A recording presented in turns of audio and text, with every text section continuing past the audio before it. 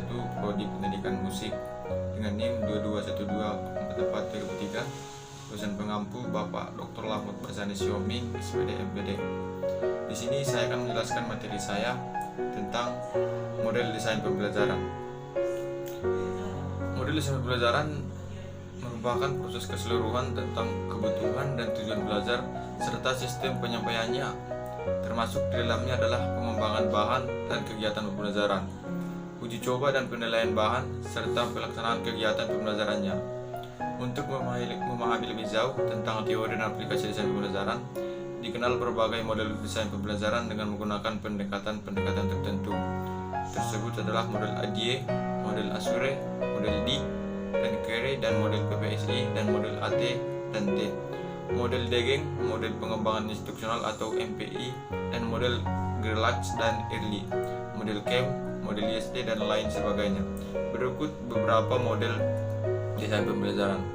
1. Model DIG dan CARE. Perencanaan pengajaran menurut sistem pendekatan model DIG dan CARE dikembangkan oleh Walter Dick dan Lou Carey. Menurut pendekatan ini terdapat beberapa komponen yang akan dilewati dalam proses pengembangan dan perencanaan tersebut yang berupa urutan-urutan langkah-langkah. Urutan langkah-langkah ini tidaklah kaku, tetapi bagaimana ditunjukkan Dick dan Carey bahwa telah banyak pengembangan perangkat yang mengikuti urutan secara ajek dan berhasil mengembangkan perangkat yang efektif. Kedua, model ASURE. Model ASURE merupakan langkah perencanaan pelaksanaan pembelajaran di ruang kelas secara sistematis dengan memadukan penggunaan teknologi dan media. Model ASURE menggunakan tahap demi tahap untuk membuat perencanaan pembelajaran yang dapat dilihat dari nama model tersebut, yaitu ASURE. Menurut Smaldino, A yang berarti analis learners, dan S berarti state, standard, and objective, dan S yang kedua berarti select, strategi, teknologi, media, dan materials, dan U berarti utils, teknologi, dan media, dan materials, dan R berarti require learners, participation, dan E berarti evaluate and revise atau TPN 2012. Model desain pembelajaran yang dikembangkan oleh Sharon E. Smaldino James D. 3. Model Gerlach and Early. Model pembelajaran Gerlach dan Early merupakan suatu model perencanaan pengajaran yang sistematis. Model ini menjadi suatu garis pedoman atau suatu peta perjalanan pembelajaran karena dalam model ini diperlihatkan keseluruhan proses pembelajaran mengajar yang baik, sekalipun tidak menggambarkan secara rinci setiap komponennya. Dalam model pembelajaran ini juga diperlihatkan hubungan antara elemen yang satu dengan yang lainnya, serta penyajian suatu pola urutan yang dapat dikembangkan dalam suatu rencana untuk mengajar. Yang keempat itu model ADIE.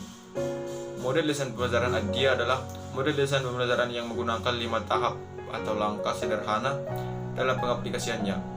Ini merupakan desain pembelajaran yang mudah dipelajari. Sesuai dengan namanya, model desain pembelajaran ADIE ada 5 tahap atau langkah dalam pembelajarannya, yaitu analisis, design, development, implementation, dan evaluation.